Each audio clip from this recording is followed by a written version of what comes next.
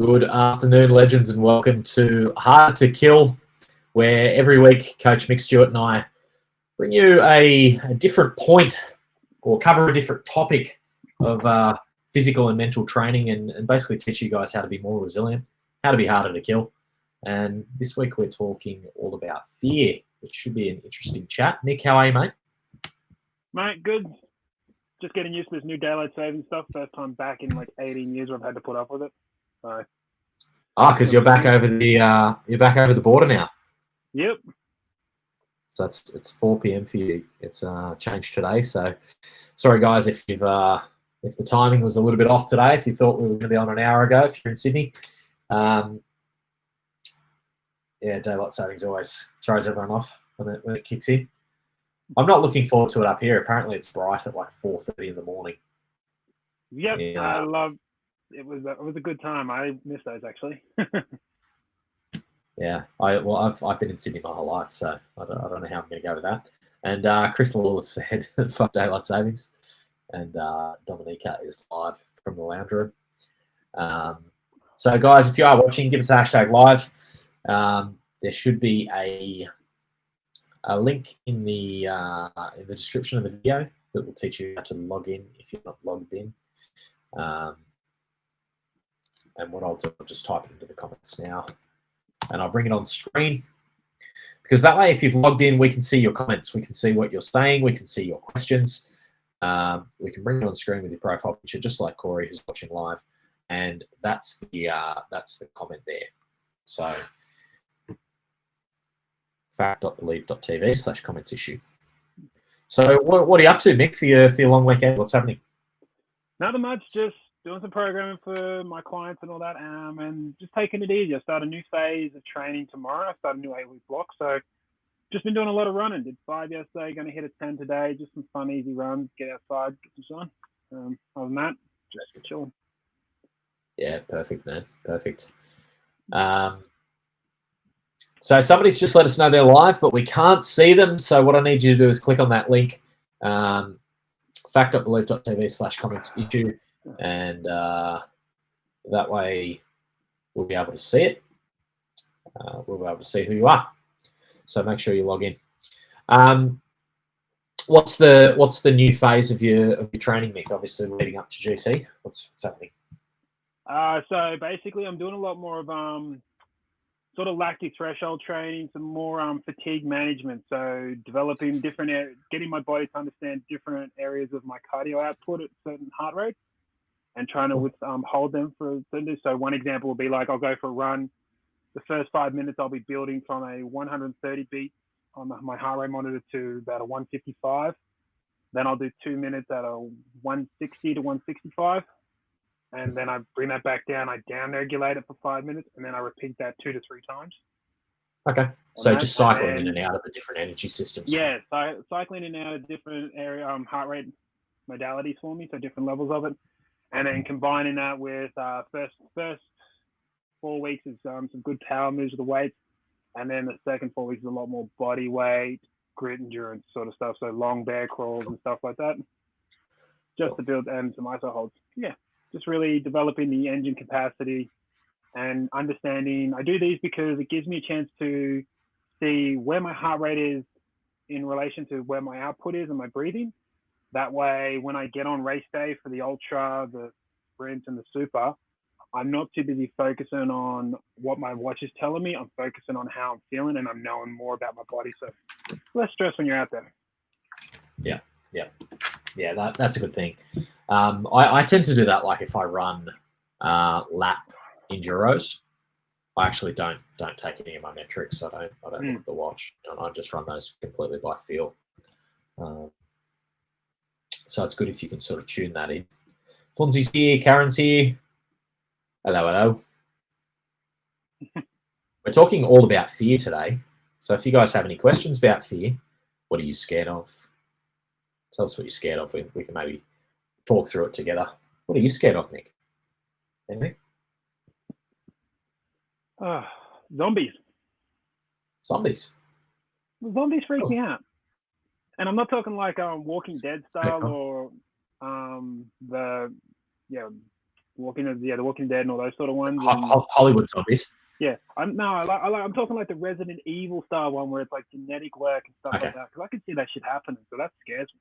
That's why I make sure I can run, because as I tell people, when that shit happens, I can leave them. I know I can. My wife's 45 kilos. I know I can chuck her on the back and run 10 k's with her on me. So we're safe. We're fine. I'll have my dog. We can outrun it. I think if there's a zombie apocalypse, I'm probably gonna come down to your farm, man. Because there'd probably be some guns down there. Maybe not on your farm, but somewhere close. You're out in the middle of nowhere. It's pretty isolated. Yeah. Got some survival skills. It'll be right. Go to the country. So we're talking fear today, and fear on dictionary.com. It is a distressing emotion aroused by impending danger, evil, pain, etc., whether the threat is real or imagined. So the feeling or condition of being afraid. What does that mean to you, Mick? What is that? Well, to me, I like the other way where it's to me, fear, it's like fuck everything and run. To me, I like the fears. I like it is more on the original primal stuff of like, it's fight or flight. But again, it's just like the zombies to me. It's a very imaginative state at some point too, but it doesn't mean it doesn't have real world applications either. Definitely. Chris has said mixed program for me next week. Someone who hasn't logged in has said, hello, gentlemen. So if you can see this comment, guys, fact.belief.tv, just make sure you click on that. There's a really quick login. It's like a single click thing. And then we can bring your comments on screen. Vlad's here as well. How you doing, legend? And cool.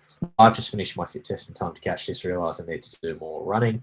So we've been doing any running and it's suffered big time. I'll go and have a look at your fit test data a little bit later to have you with us. Yeah, so fear. So it's and you just sort of said then, Mick, it's the primal, the primal use of the word. It's the fucking bump in that, man. It's the thing that keeps you alive. It's absolutely. We've evolved with this fear response because fear can be very healthy. Can be a very healthy survival mechanism. One of the problems I think is a lot of the shit that we used to be afraid of, they're not real threats anymore.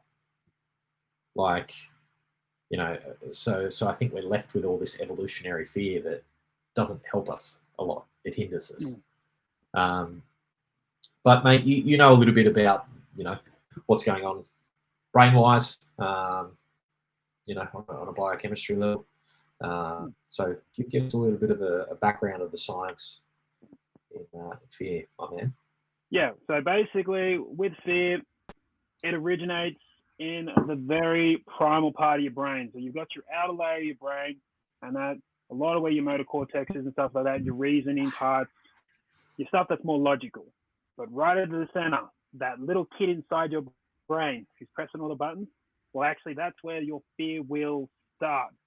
There's a little part in the brain, actually, where I put it, here we go, where it's called the thalamus. Now, this thing shoots a message straight to your amygdala, which then just starts to cascade out with a whole bunch of chemicals causing that fear, that your cortisol levels will go up and all that sort of stuff. Yeah. Now, the thing about the fear is, depending on your relationship with it, it can be a controlled state and actually can be a very driven mechanism for the body. The problem is, if you're not used to it, the levels of this emotional state will actually cascade out to the brain, to the body, even to the point that it'll start releasing some pheromones and stuff like that. They did a study down with Stanford University where they put people in with the sharks. So like a big ass open water sharks, great whites and all this sort of stuff, started with the cage. No. And you could see like when people that were very quite fear responsive to it, when they were in the water and their fears like going crazy, oh my God, sharks and stuff like that. And the sharks started circling, started trying to get to the cage. Yeah. They could sense it. They could feel it because the body was literally releasing these pheromones of fear. It's the difference between, it's like how when a dog knows to come up, it's like it knows it's either going to bite you or Dogs if you've fucking got know, man. control of it, yeah, if you're controlled, it'll be your best friend. And Yeah. that's the same thing on Yeah. a primal level. But then when they actually trained people how to control their fear with breath work and all that sort of stuff, they found that they could put these people in the water, not in the cage anymore, actually outside the cage. Sharks wouldn't even bother. They literally just swam past them like they were nothing. Nothing was there. And this is the power of the chemical reaction that we have with fear. And you'll see it on a level like people going out when they get to go out and stuff like that, or trying to meet new people. Your fear can actually generate those things, and you'll find if you're either attracting people because you're in a very positive state, even though you might be scared shitless, or you're such in a panic state that you are literally just scaring everyone off, because it's that vibe, as everyone likes to talk about. Yeah, and I think it's like very, very powerful, like what your amygdala is setting off, and a lot of the hormones that are getting created. This is the base of your fight or flight response. So this is what's hyperdriving your cortisol, your adrenaline. This is literally your fight or flight. This is if you're about to get fucking mugged and your body just goes into hyperdrive in like a second, and it can be very overwhelming. That often after a traumatic experience or something like that, you'll find you're left shaking, and that's the excess of these, adrenaline and stuff like that in your system. And I think what you're saying there is if it's uncontrolled, it's too overwhelming. It's too much. It shuts you down. But if you control it, you can actually utilize it as a bit of a performance enhancer. So it was, if you can control it, you can get the positives out of it. Absolutely. Yeah. Why do we have this fight or flight, man? Because originally it was fight and flight was designed to keep us alive. And that because we're not always going to be paying attention to everything around us. We needed this internal thing that could just let us know when something's not right, something's not good. Now, back in the day, it was fight and flight, prehistoric hunter-gatherer times. It was, holy shit, there is a tiger, there is a leopard or something's going to come and bite my ass. I need to find a whole new gear to save my ass. So this is where the fight and flight would come in, the adrenaline would come in, and you would just be, you've done 2 scoops of pre-workout, ready to go flooring it. You're just redlining it like crazy. Yeah. And that's what it was designed for back in the day. It was to protect us. Lets us give us sort of our spidey sense tingling that we know something doesn't feel right as well. Yeah. The problem is now we've lost the ability to control it. Well, we've not lost the ability, we've forgotten the ability of controlling it. And that. Yeah, I think also the threats aren't as real as they used to be. Like, not very often do you have to out a fucking tiger now. Yeah. Maybe an angry dog. Maybe if you live in a rough neighborhood, you might have some very real threats. But for the most part, a lot of the things that people are scared of now are not real threats. People are scared of sharks so much that they don't get in the water. What's the fucking point of being scared of a shark if you're not even in the water? Scared of snakes, scared of spiders, scared of insects. I know people who are shit scared of cockroaches. Cockroaches can't hurt you, but people are scared of them. So often it's, the fear becomes, the fear itself becomes bigger than the actual threat. And that's when the problem happens, and that's when we start talking about things like phobias. But you're saying you said it sort of originates in this primal area of the brain, the lizard brain. I know you said the outer evolved area is sort of the logic, the chimp brain, some people call it. So this lizard brain, this is really deep in our evolution. Like this part of the brain, it acts subconsciously. We don't necessarily have, it's autonomic. We don't really have control over it, and it's hundreds of millions of years old, isn't it? This part of the brain. Oh yeah, this is the original software. We've never updated this. Matt, if anything, our software around it's actually has gotten less updated, if anything, to understand how to use it properly. This is our original purest state. Yeah. No. It also acts a lot faster. It's very very fucking quick hardware. This is the stuff that, when something goes bang near you, you act completely, automatically. You hear a bang and you fucking drop or you move, and it happens in a fraction of a second. faster than you can actually comprehend what's happened. And this is the it's evolved from when we're in trees and snakes were fucking flying at us. So it's old hardware. It's very, very fast. Often it's these systems and these processes are happening automatically without our cognition, and our cognition comes later. How can somebody learn to control their fear? Well, one of the best ways to control it, as I said, was breath work. But this is in relation to, you have to actually get yourself sort of in a fearful state at some point as well. Do things that sort of push your boundary in the uncomfortable. Like as you were on today with the Spartan stuff, hurricane heat, 12 hours, the fear of failure, stuff like that. These are great times to do them because you're then developing your way to sort of control it. And by using breath work is one of the biggest ones to control it. But it's like everything, you've just got to be in the state and you've got to learn to be in it a bit as well. Does that make sense? It's all trainable. Yeah. You can't just suddenly say, oh, you know what? I'm going to suddenly jump into a pit of snakes, or I'm going to start playing with a snake. Because if you're not used to that, you are literally going to either freeze or run like hell. And but what you want to develop with it is the fight part. We want to get that fight. We want to be able to use it to our advantage. I mean, a funny story was I like to scare the shit out of my wife half the time. I like to practice getting her used to a fear state. Not that she likes it. One time I stood behind the door, and when she's come around the door, I just went, boo, like big deep voice. And it was a great chance that I know she's getting trained, because the first thing she did was turn around and just crack me in the middle of the chest. She cried afterwards, but her reflex was something, whack, just hit. And I was like, that was awesome, Whereas normally she just freaked the shit out and jumped and scared crazy. And that's what I mean. It's quite about trainer. Yeah. Yeah. You taught that reaction, and I guess this comes down to like the military saying that in like an emergency you will fall to your lowest level of training. Yeah. And that's why that's why these special operators, like SAS guys and Navy SEALs and stuff like that, can keep a cool head while bullets are flying over their fucking heads, because they've learned to control this fear response. I brought up a couple of things. I brought up the 10 most common fears people hold. I don't know how accurate this is, but I fucking Googled it because there's some interesting ones. I think I read that too. It was reading something like that. Yeah. Let's hear them. Yeah. It's abc.net.au. Yeah. Agoraphobia was one, which is fear of open spaces. Yep. That was the top 10. Surprised me. But the people who don't want to leave their house, agoraphobia. Acrophobia, fear of heights. Yeah. That's a pretty common one. That's a pretty common one that we would see pretty often in Spartan. I think that Spartan is such a great way to get over a fear of heights.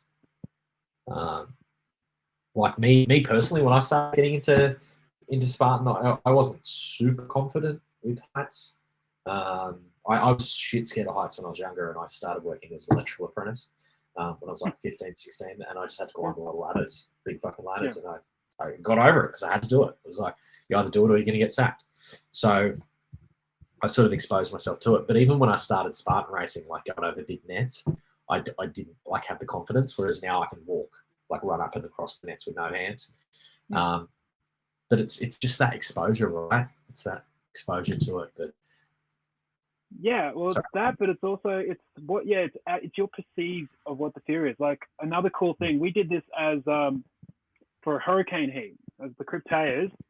We did one, I think it was 2018 on, it might have been 19, not 100, no, 18, sorry. 2018, where we did the Gold Coast. And we made people do, so the big A-frame net, the hard cargo A-frame net?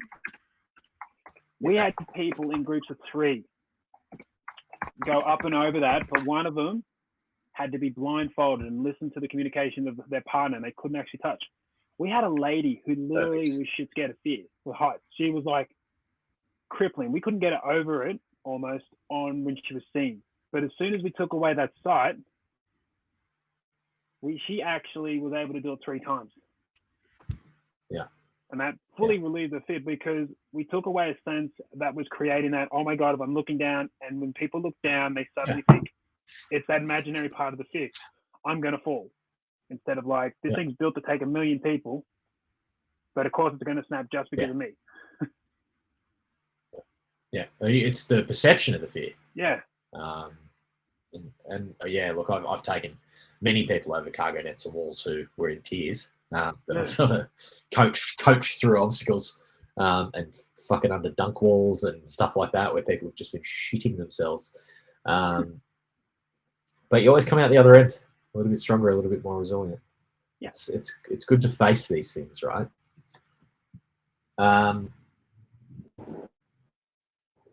There's a couple of others. I'm trying to work out how the fuck to say this. Terramahanophobia. Fear of flying. Fear of flying. That's probably not something. But yeah. Well, see, the fear of flying, I believe the fear of flying can come down to two things as well. That can be a sort of like the fear of heights, or the not being in control. Like my brother, he can't fly to save his life because he doesn't like the idea of someone being in control of. He doesn't like the idea of someone driving him. You know, he's a truck driver, and he's like, he hates the plane. Control thing. He's driven like bucket loads of distances on no sleep, but you get him on a plane, and he's just like, no, I don't like this. I'm not. It's that whole lack of control, which is another sort of fear. Yeah. I was just trying to Google something because something just popped into my head when we were talking about this fear of flying, because it's really, really, really, really fucking safe to fly by plane. Like it's much safer to fly by plane than drive a car, statistically. But there's something about humans tend to be much more scared of the sensational things that are scary, rather than the everyday mundane things that are actually much more risky. So, like, somebody might be scared of a plane crash, but not scared to get in a car with somebody. They'll be scared of a shark, even though hardly anyone ever gets fucking bitten by a shark, but much less scared of something that's an actual threat. So it's interesting, like, how people have this relationship. Claustrophobia is another big one on this list. Yep. We would get a little bit of that in OCR, wouldn't we? Yeah. Oh, you do. There's moments. Everyone sort of has those things, especially like when you're doing crawling through the old tunnels and stuff like that. I actually remember the first Tough Mudder they did in Sydney. They had that set up to the point that when you went down into the tunnel and everything was flat above, they literally dug all these deep channels, put boards over, and put some dirt and grass all over it. So you were literally in the dark going in, running into people. And yeah, I remember being in there myself thinking, shit, you could lose your shit right in here. And you'd be thinking, fuck. Because like when you're going in there, there's no light. There was no light for ages. I remember doing like, you're in there for a good 5 minutes just thinking, where the hell am I going? Turning around, just following the walls. Yeah. And stuff. And so you can understand it. And again, it's that imaginary thing of being stuck there. No one's going to find me. I'm going to die here. We automatically go. And I mean, that's the thing with the agoraphobia, with the outdoor. People are worried about going outdoors because there's so many things that could be outside. Yeah. Yeah. And it's like, I think it's like, you're sensationalizing it though too. Like when you're just talking about that, when you're in that Tough Mudder obstacle, and like you're thinking, fuck, it's dark, they're not going to find me. Like you're not really at any danger whatsoever, are you? Like it's interesting once you, like, people build fears up and put them on pedestals and make them much more real, like much more threatening than the threat actually is. And I think that's where the problem is. It's okay to be scared of things. Like, it's okay. I wouldn't say I'm scared of snakes, but if there was a fucking snake on me, I probably wouldn't be happy. It's the same as spiders. I'm not scared of spiders, but if there's a funnel web on my arm, I'd probably shake the fucking thing off. Yeah. Right. So it's okay to have a healthy fear. It's when it becomes an unhealthy fear. It's when it becomes too big or becomes a phobia. Another one that we mentioned before on this list of top 10s is entomophobia, which is a fear of insects. Spiders I get, but cockroaches. I don't know if shit's scared of cockroaches. Strange, isn't it? What people are scared of. Yeah. I just watched a video of some guy was like few- had to put his hands in crickets, just crickets, and he was freaking the hell out to the point his hand was like paralyzed like this, and I'm like, a cricket. Yeah, How the I hell saw can on you be afraid of a your cricket? IG. Yeah. You're talking about that. You were still chuckling when you were filming the IG story, so it must have been funny. It was But yeah, it's hilarious. fucking weird, right? It's Yeah. weird. Just shit scared of crickets. They fucking eat crickets in some places. A fearphobia is the fear of snakes. Lots of people are scared of snakes. And we were on a hike a couple of weeks ago and we saw a big diamond python. It was pretty beautiful. I saw that. Yeah. And there were a couple of people like, nah, fuck that. It's weird. Cynophobia, fear of dogs. Fear of dogs. Heaps of people are scared of dogs. Yeah. Do you like dogs?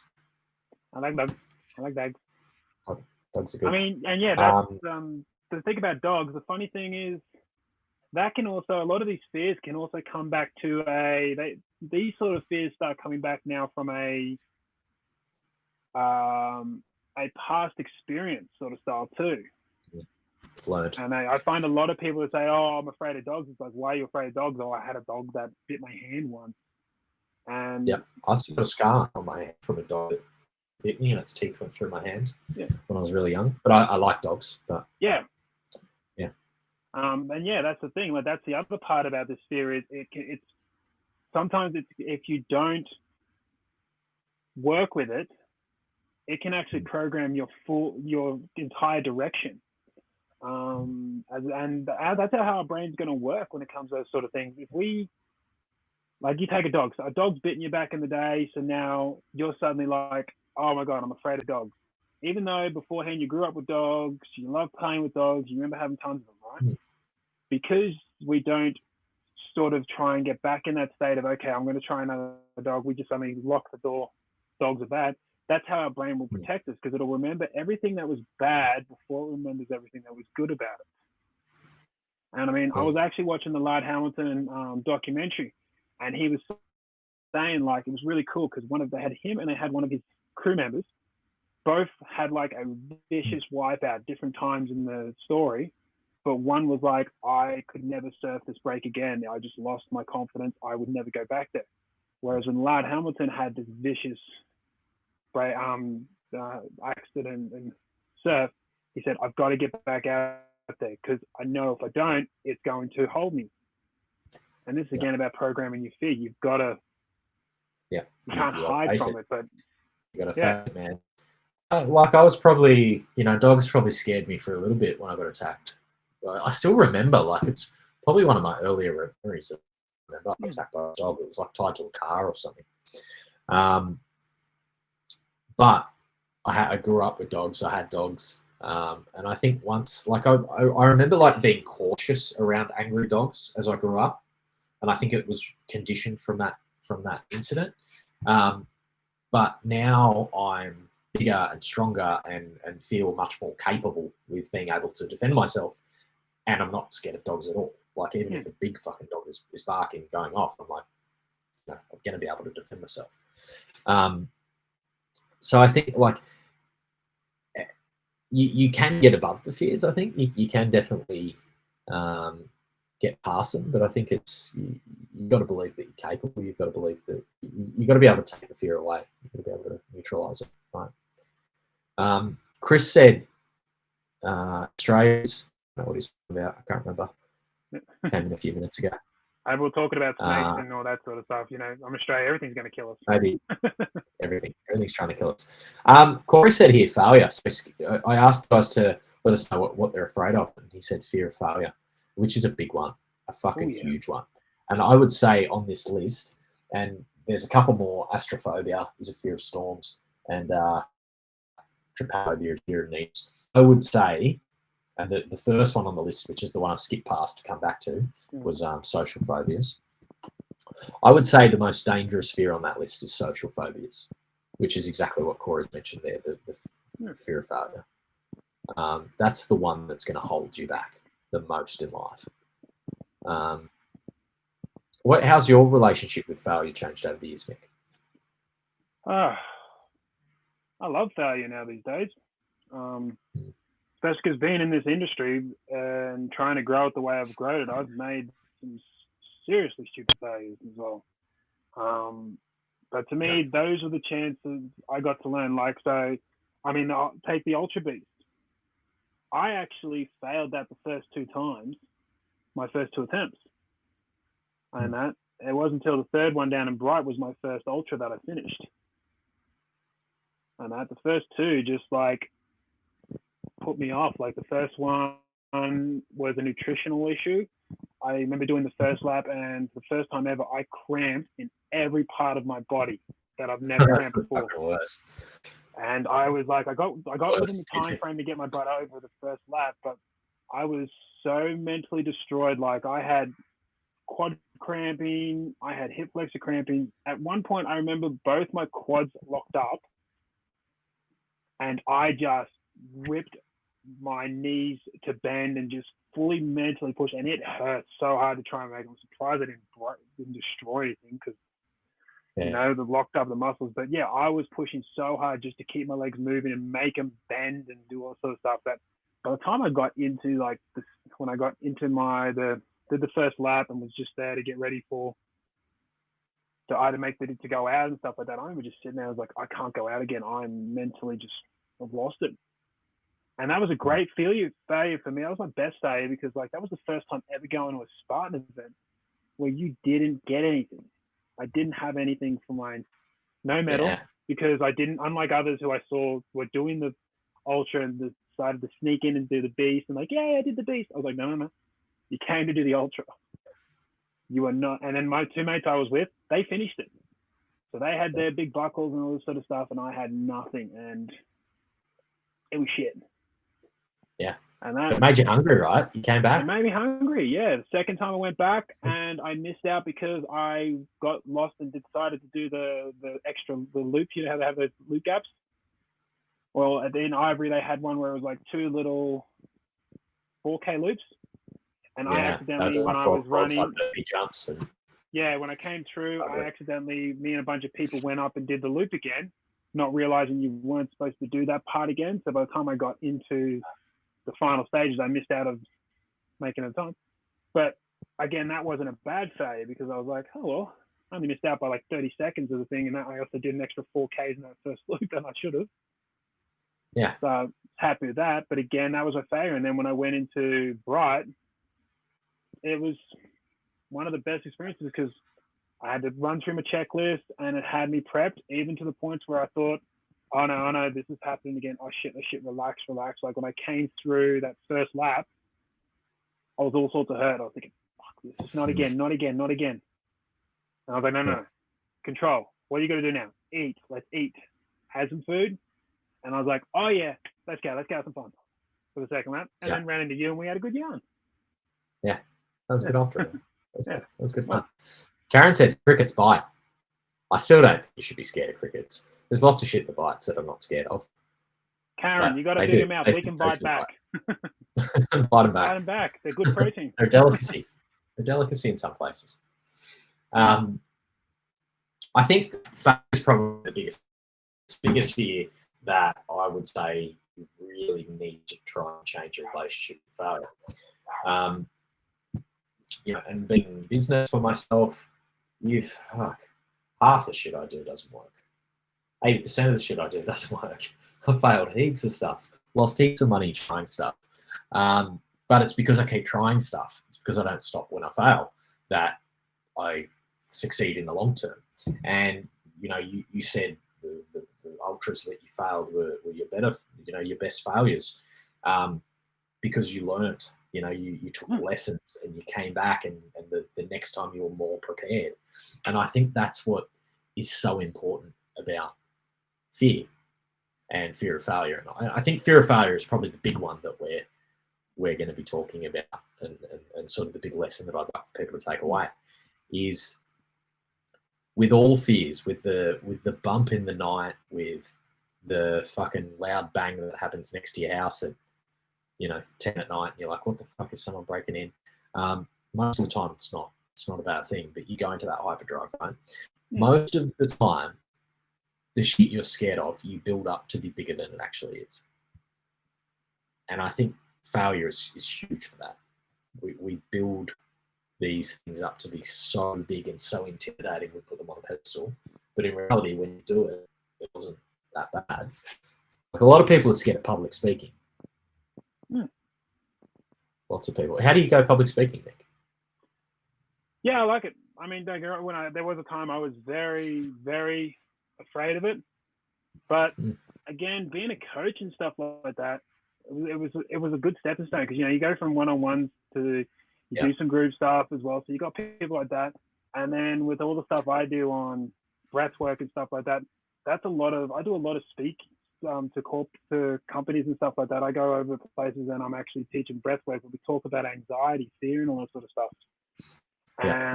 With the breathing. So to me, I had to get over it because if I didn't, I wouldn't be able to excel. But my biggest thing I found with my public speaking was I had greater fear when I was less prepared. And again, with the preparation, became more confident, came with it, and really comfortable. Confidence. But yeah, and again, it comes down to training these things, getting yourself ready for those environments. I was shit scared of public speaking. Yeah? Like, I was shit scared of it, man. I fucking hated it.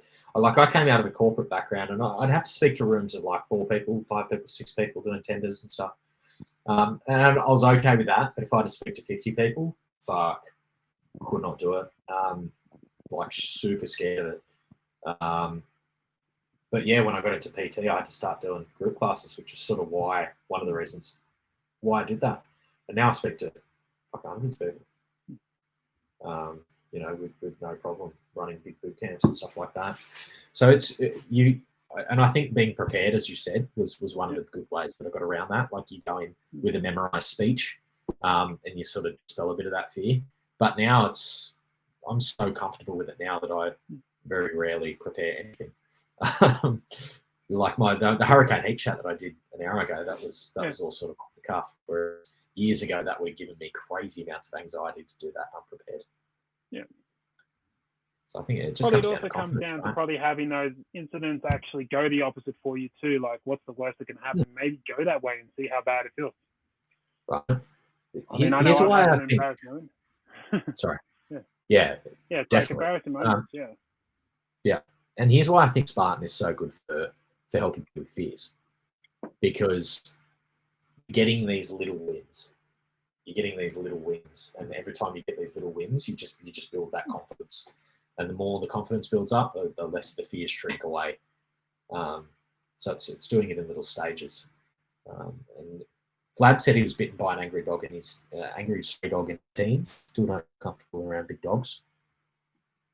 Corey said, I don't mind failure so much if I can't come back to beat it in the end. So more the point of never improving and staying stagnant. Yeah, that's a big thing. I always need to feel growth as well. Karen's laughing about the crickets. Corey said, when I failed the Ultra in Bright 2018, it really hit hard. First race I'd ever quit. Injury caused me to quit early. Completing the Ultra in 2019 brought me to tears once I crossed that finish line. I was so happy. Yeah, I've seen a lot of people come to tears on finish lines, because you build these things up, and I've seen people go into. I know people who get crazy race anxiety, and then at the end of the race they're so fucking overwhelmed that it went well that they're just so emotional. It's crazy. Oh yeah, it's crazy. But you also, like a lot of people cry finish the marathon. You just enjoy a bit of pain, and in the end, it can just for some it also depends on for some it's the race isn't just the thing, it's the journey up to that race as well. Yeah, definitely, it's the evolution. Vlad said he hits practice sessions with Toastmasters with the public speaking, which is cool. Yeah, going off on another tangent. Have you got another tangent you want to take us down, Nick? Nah, I'm just like as I said, like breath stuff is just the biggest key to everything. But I think fear you've got to experience. I love like fear myself personally. I don't. If I had a week where I was completely comfortable. Nothing scared me because I wasn't pushing anything. Never been the worst week of my life. And that fear I find is something that drives me. And some people, it's good. It's not like, that's why I love doing these talks sometimes. But one time, as you said, these would have freaked you out as well. But by being exposed to so many different things, it grows. Like you talk about being bang at the night. This is where we need to get into now, training yourself, giving yourself the confidence to fall back onto your abilities and not actually rise to the occasion, but fall back into your skills. Defense, if you find yourself, you have a fear of someone that might come up and attack you, then you take defense classes. You learn how to engage with people. You have a fear of, getting aggressive with someone in a debate. Learn to talk, learn to create communications. All that fear is manageable, but it's just got to teach. Some are going to be taught through lives. Like, this is actually a really funny story. I had probably one of my most embarrassing moments as a coach, which now I'm like, sweet, I'm probably most never going to have that again. I was teaching a functional fitness gym, and I was teaching the snatch. So for those who don't know, the snatch is from the ground, straight up, overhead in one big motion. But I was teaching the squat snatch. Now, I just trained before that, had a shower, and I didn't pack any other underwear. So I was like, oh, my shorts are big enough, it'll be fine. So I just had my shorts over and stuff like that because I wasn't going to put on some smelly stuff while I'm coaching. I don't like that. Well, when I was teaching the squat snatch, turns out I ended up having a hole in the bottom of my shorts. Ended up. Oh, wow. So as I'm in this bottom thing, something decided to pop out, say hello, and I've stood up. People laughed, and I'm thinking, fuck, that is the most embarrassing thing. But now when I talk to people, your dick's coming out of your pants. Yep. And I remember going, oh shit. And that kept going, like, it's all good. And I just made sure when I told it again, I didn't go as low and stuff like this. And a few people had a laugh. No one said anything, but I was like, you know what? That just happened. I've now got a really good story to tell, but doesn't stop me going and teaching people how to do squat snatches and stuff like that. I have learned from it, so I always make sure I carry a few extra pairs of underwear just in case I chuck in those extra sessions and stuff like that. And I check all my shorts now, and if there's anything close to ripping, they're gone. I just get some new shorts. But yeah. And again, it was a really embarrassing moment, and it could have set me, my reaction to it could have set me really badly. I could have been like, oh God, I'm really scared to go to that gym. I'm really scared to go back and coach. But no, didn't. I looked at it as like, hey, if someone comes up to me and says something, it happened. I've learned from it. And it's also now a funny story. And that's the funny thing about fear is like you can use moments that cause anxiety and stuff as a way to make it fun. Yeah, they're just lessons to be learned, right? Did anyone ask for your number? No, but they understand now why my wife is so short. Fuck. Hey, I'll pull the back out myself anytime. If I can't laugh at myself, you can. Fuck, I'm trying to think of embarrassing moments when I was in the gym. I once was demonstrating a head kick in my kickboxing class on the bag, and I was wearing CrossFit Nanos, which are not super grippy shoes, and I just completely ass over head and landed on my head trying to do the head kick. My foot that was on the ground just slipped out, and I just went fucking bang and come down, and they're all laughing for a while. And it's funny because like you get embarrassed and that shit that you do, that stuff that embarrasses you, I'll still like that'll just randomly pop into my head, and I'll like blush. Even that happened years ago, and I don't even give a fuck about it. But I was embarrassed. I was embarrassed in front of the group, in front of the tribe, in front of people that I taught. And this is a really, really powerful response that's in our psychology, and this is an evolved response. This is the fear of being a social outcast. This is what makes us feel shame, and this is how we learn and develop as kids, and we learn what's acceptable and what isn't acceptable, what lets us fit in, and what will ostracize us. And this evolved thousands and thousands of years ago, where if you got exiled from the tribe, you were dead. You were dead. We need to cooperate with people to survive. And this is basically where the fear of public speaking originates. It's a fear of being an outcast. It's a fear of embarrassing yourself in front of people. It's a very strong and powerful urge in our evolutionary psychology. I think everyone can think of some embarrassing moments, and often you lay in bed at night and they just pop into your head and you're like, what the fuck did I say that when I was 10 years old? And nobody else can fucking remember it. Like, you're the only one who remembers that stuff. Like, nobody else cares because they've got their own embarrassing shit in their fucking heads. But it's super interesting, hey? Absolutely. And I mean, but the other good thing about it is you talk about tribes and stuff like that. And yes, with social media now, we're very fearful of putting the wrong thing out there. But the funny thing is to think about it logically, and it's the hard part about the fear side, is with social media, there's such a broad range of people to engage with now. You're more likely going to find people who are now into the same stuff that you are than not, because your tribe is so big that you can talk to. It's a lot easier, like, as you know, like you being a specialist in obstacle course racing, there would have been a time you probably could not, as a trainer, say, I just focus on obstacle course racing sort of stuff. But now, because we've got the whole world as a connected environment, you can reach so many more people. Yeah, I did a post about this last week. It was a reshared post from a year ago when I posted the picture of my elevator of the when I moved out, and I just found all this crazy shit. I found like a mullet wig and inflatable boobs and a candy G-string that somebody given me for my 30th. And I took this photo in my elevator and lost a heap of Facebook friends overnight. I saw the post pop up and I reshared it, the 1 year anniversary. But it basically spoke exactly about this. Don't be scared to be who you are. Don't be scared to strive for what you believe in and show your true colors on social media. It's not about making yourself fit in with people. It's about finding the people that you do fit in with, instead of trying to mold yourself to others. I think it's a super important thing. Let us know in the comments, guys, if you've got any mad, embarrassing stories that just keep you up at night, because I reckon there'll be some funny ones. Have you got any other super embarrassing stories, Nick? They're always fun. Not really. Not that I could think of at the top of my head. I mean, I do know there was one time I had a fear of riding bikes on the road in Brisbane, sort of thing, getting into that road riding. Yeah.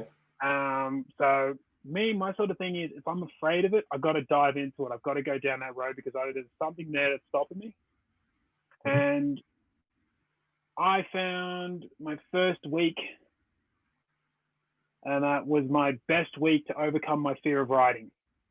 So the story about this was I was riding from my house, which was in Springwood, all the way over to Wynnum. And that's basically, you're looking at about a 30 to, probably like 25 to 35K bike ride all through the roads and stuff like that. And I've got trucks passing me. I've got narrow roads. I've got bigger roads.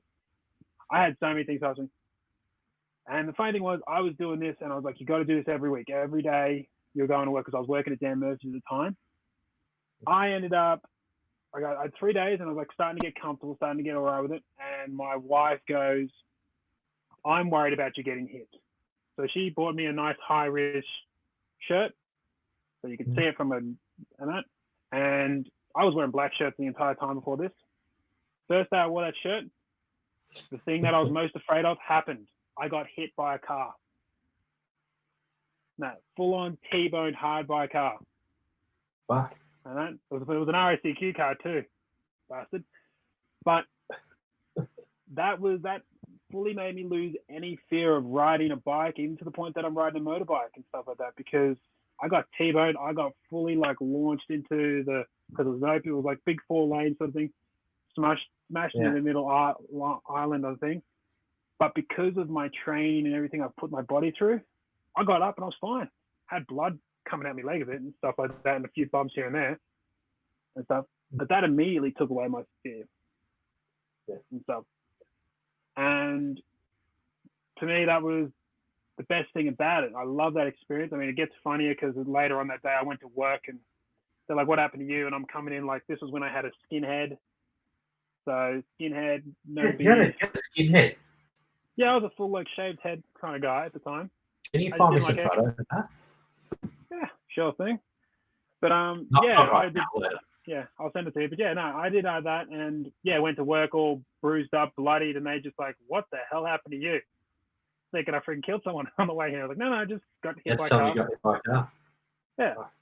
I've never been hit by a car, but when I was on the motorbike back on my my Jap bike, I had a car run over my foot.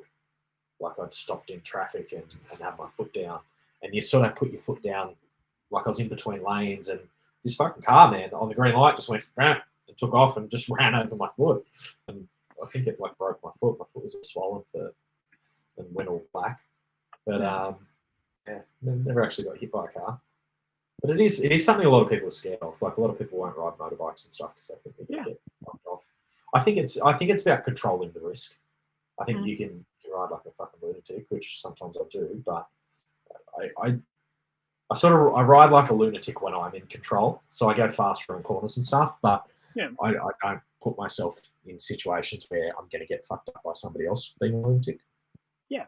Again, and that's the same thing me when riding. I tell people I prefer to ride a bike than drive a car. Yeah, and I think it comes down to fear is your relationship with risk. You know, they're very, very closely related. I think if you can, you know, we face a lot of risks, and if you can mitigate those risks, then you don't have any fear. And I think that comes down to that fear of failure as well. People think it's a risk, but often they build it up bigger than it is. We've got a couple of people live. Somebody who hasn't signed in says, I get lost all the time and used to be embarrassed. Now it's my trademark. Hopefully that's Dora. Afraid of heights is part of rock climbing. Sign. Oh yeah, another one there. Afraid of heights, so started rock climbing. Awesome. And it's funny how fast your fear of heights will disappear once you start rock climbing. Once you start facing it. And that's a very controlled and easy way to face your fear in manageable chunks. Rock climbing. So, Dora, it is Dora. I'm gonna get. I think I might get you a Dora the Explorer backpack, hydro pack or something. And that's a good thing. Like facing your fears by starting small with rock climbing and stuff like that. That's a really good one. The other thing about fear is it's the normal story of like electricity. You know, energy's got to flow. You can't stop it, and you can't create it, and you can't stop it. It's literally just got to be transferred. So back onto the idea of all this fear stuff and programming and training it. Sometimes the biggest fears are the ones you just don't let out. Like you talk about people getting those groups, they yell out their fears or stuff like that, or even writing. I do a lot of journaling for my clients. I tell them to do journaling stuff like that because the process of fear is energy. It is literally when your emotions are flicking through your brain, hitting the synapses of your brain, that is energy flicking. And that can create an even more heightened state for us because we can't grab it. It's not physical. It's like confusion. It's like just a confused message where you're getting little glimpses of images in the brain. Yeah. Writing, speaking it out is another process of understanding how to work with your fear because you're creating the energy with it. You're taking that energy. You're not creating energy. You're transferring that energy. You're decoding it. So you actually decode it so you can actually communicate it, either verbally or by physically, by getting your hand to move and write something out, which uses the muscles and stuff like that. Once that process has gone through, that's where you can find a better understanding of how to control your fear or how to approach it. It's probably like with you know, there's probably like days where you just might do a list and you're just thinking like you might have in your head and you're like, oh shit, I got to get this, I got to do that, I got to have a check in with this person, I got to talk to that, I'm doing this, and these people got me doing that, and you're like, this whole list is going up. But once you put it down somewhere as a list and then prioritize it, next year that weight is gone. And again, this is all the fear, is the original fear. I think what you're doing as well is you rationalize it and you're taking taking when you're documenting and journaling, you're taking the emotion out of it, and you're seeing facts what they are. And now we're looking at it from a logical standpoint instead of an emotional, fear-driven standpoint. And now the risk is the actual size it should be, not the size that your brain made it. Yeah. I think that's why that's so powerful. And that's why the fear is such a big part of our world now, but not in the way that it's a surviving state as much. It was simplistic back in old times. Shit, something bad. Yep. All right. That's going to eat me. Okay. I'm going to run. And that. Yeah. Andrew's just commented, fear starts when you give it a place in your life and start to believe it to be true. I'm not good enough. I can't do it. It's too hard. We believe the lie. It has no basis in reality at all. Until you receive it as truth, then you give it a place in your life, your world, your relationships. It becomes foundational and unstable. Fear does have its benefits. Fear is a warning sign to get our attention, which can be used in the right way. It's always in the back seat of our lives, not in the driver's seat with its hand on the wheel. Yeah, and definitely we were talking about sort of where it originates, Andrew, and it does come from a very subconscious place down in the lizard brain. Your amygdala and your thalamus setting that off. It is subconscious. So yeah, some very good points there. And fear is as big as you make it. Definitely. Absolutely. What do you fear? What are you afraid of, Andrew? Let us know if there's anything you're scared of. Sometimes people are just scared of weird shit. Yeah. Too. Absolutely. I might Google funniest phobias. That'd be great. Because I'm sure there'll be some crazy shit. So, journaling is a way that you help people get over fears? Yep. Because there's been psychological studies that have been shown with it that it does have a place because, again, it's creating that electrical motion. It's creating that flow of the energy. It's not stopping. And that, and then that can alleviate a lot of that fear, which is that pressure of so much being on the weight of your shoulders and stuff like that. And that imagination state of fear. Yeah. I think it's just being able to look at things logically. Yeah. And going, what is the actual risk? Like, what is the risk of public speaking? You know, if I give a bad speech, is somebody going to stab me? Probably not. Might I be a little bit embarrassed? Perhaps. I think emotionally we just make things bigger than what they are. Right? There's some funny ones here. So, synginosophobia is a fear of relatives. Do you have any crazy relatives, Mick? I do. I'm pretty much classed as the craziest one. They're all pretty normal compared to me. Yeah. They're all scared of you. They're all the ones that they're pretty sane and have a more logical base compared to the shit I do. So I'm usually the one that just like, yeah, he's not. Yeah, they're like, I don't know what's wrong with him, but there's something wrong with him. Papophobia is a fear of the Pope. Let's not get too far into that. Yeah, I was going to sound like I've cut that one. Xanthophobia is the fear of yellow. I don't know. But that's an interesting thing. Yeah. Lipophobia is the fear of becoming fat. It's that's probably pretty prevalent. I wouldn't even say that's a funny one. No, I know for the first time I lost my weight. For the first 3 years of the losing, when I went from 150 kilos down to 94, my biggest fear was losing weight, was the regaining weight, was weight loss. Yeah. I think that stems into the social outcast thing. Yeah. I think it's very, very closely related to that. We want to fit in more than anything. That's why these embarrassing memories don't go to sleep at night. Linonophobia is a fear of string. String. Well, I can understand that. You could have a fear of what can be done to the string. Holding the string can be tied to a finger and lose a finger from bloodless circulation loss or stuff like that. So there could be some, but it depends on how big your imagination is with it. Xenophobia is the fear of the great mole rat. I don't know what the fuck that is, but fear of mole rats? No idea. Xenophobia. There must be like a culture where the great mole rat is like a mythical figure or something. Yeah. Oh, mate. The funny thing about fear is I jumped on a thing when we were checking this out to see how many there are. Do you know how many fears there are actually recorded? How many phobias there are recorded? Fucking thousands. Yeah, 1,027 currently at the moment that are recorded.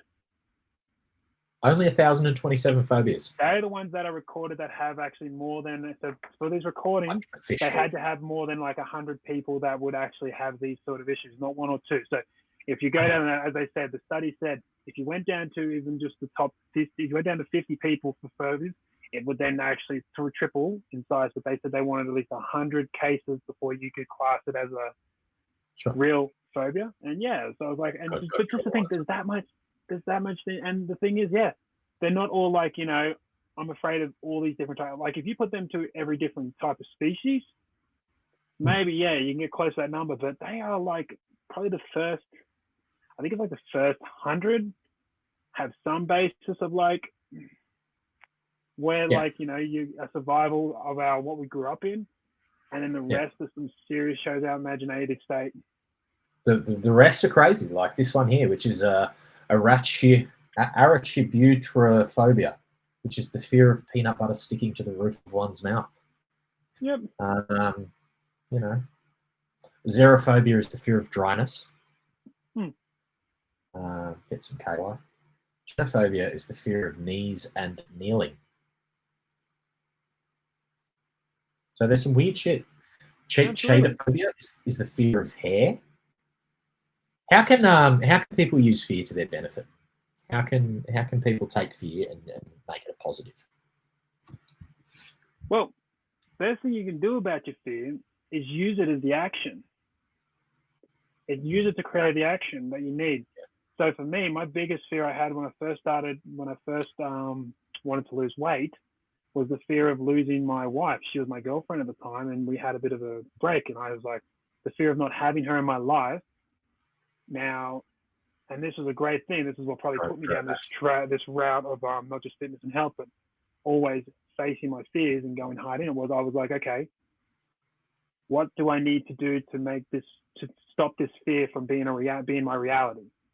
First thing I thought is I need to lose weight. I need to be a better person. And that, because for me, I was a big boy, and I'm not talking like big like this, like I am now. It was a lot less muscle, big ass fat. I was I think it was a 48-inch waist I was wearing in a pair of pants. Wow. Now, at my current, and that, so me and my wife, very beautiful person, inside and out, love her as heaps. I wanted to be with her. I wanted to marry her. Literally had the ring. And so instead of freezing and being like, oh God, it's all gone to shit, and I'm just going to put my hands up and be like, I created my action through the fear of losing. An interesting thing, and you know, using fear to drive action is a good thing. But an interesting thing is often people, and you've obviously changed your relationship with fear and your relationship with risk in big ways. You know, you've definitely evolved from the person that you're describing. But a lot of people won't do anything about their fear until they're backed into a corner. Until they're at the point where, you know, and it might have been you're at the point where you're like, you were going to lose her if you didn't create the action. And that's when you face it, or that's when that fear was created that drove the action. But I think that strikes on another important thing is procrastination. Is when you procrastinate on your fears, they grow. The elephant in the room always grows, right?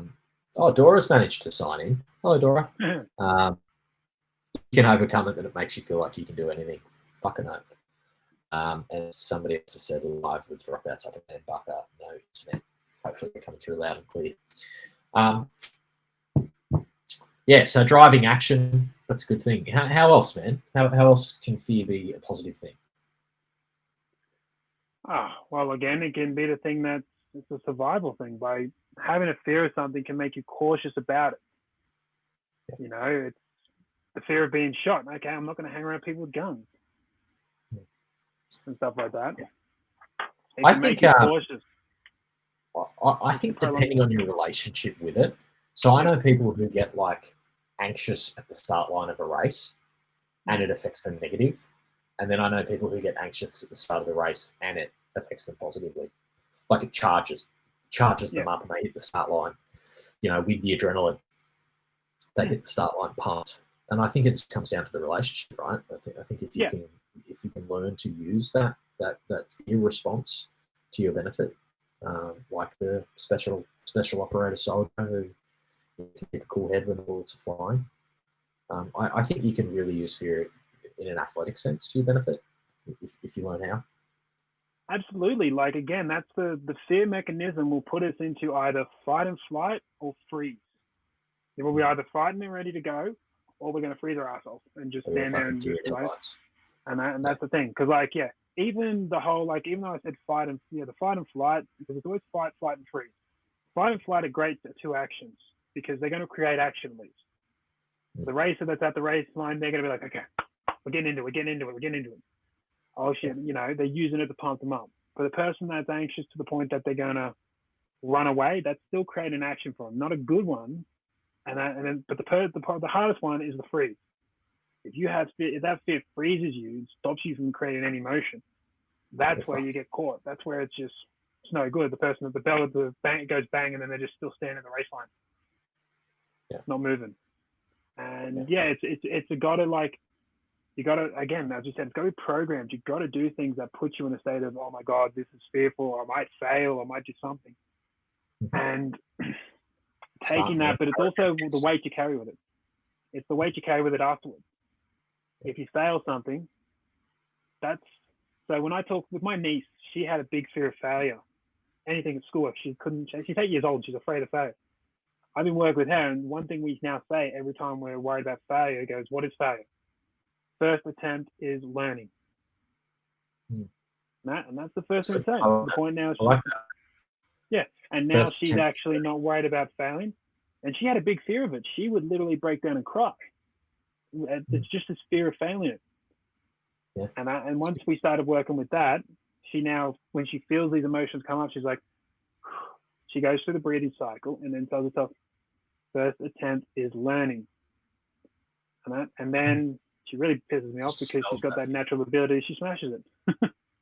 That's good. I like that acronym. First attempt is learning. I really like that. Asymmetrophobia is a fear of asymmetrical things. So like people who wear odd socks and shit. Philophobia is a fear of love. Are you scared of love, or do you have commitment issues? Well, it's probably not scared of love, or the scared of losing love. Maybe. That's the thing. Globophobia is a fear of balloons. People are scared of balloons. Oh, here we go. Kinematophobia is a fear of zombies. We found you. I've actually got that one up here. Yeah. Kinematophobia. Now, so that's a great one. That is stupid as hell because let's face it. Currently, at this moment, there is no such thing as a zombie. Yeah. That I've seen. I was watching World War Z the other day. Yeah. Pretty good movie. It was actually the first audiobook I ever listened to, World War Z, and it was really, really amazing. It was like a full ensemble cast of people, and it was told from a reporter getting stories 10 years after the event had happened, and it was just a really interesting form of media. Zombies. Yeah. Urethrophobia is a fear of blushing. Jeez. Not much you can do there. Yeah. Anatophobia is a fear of being washed by a duck.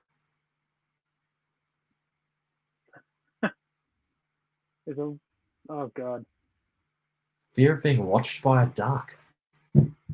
That's odd. Well, don't come to That's my odd. farm then. I got plenty of them. Plenty of ducks. Ducks are alright. Geese will go you, man. Yeah. Geese are fucking scary. They attack you. What animals have you got on the farm?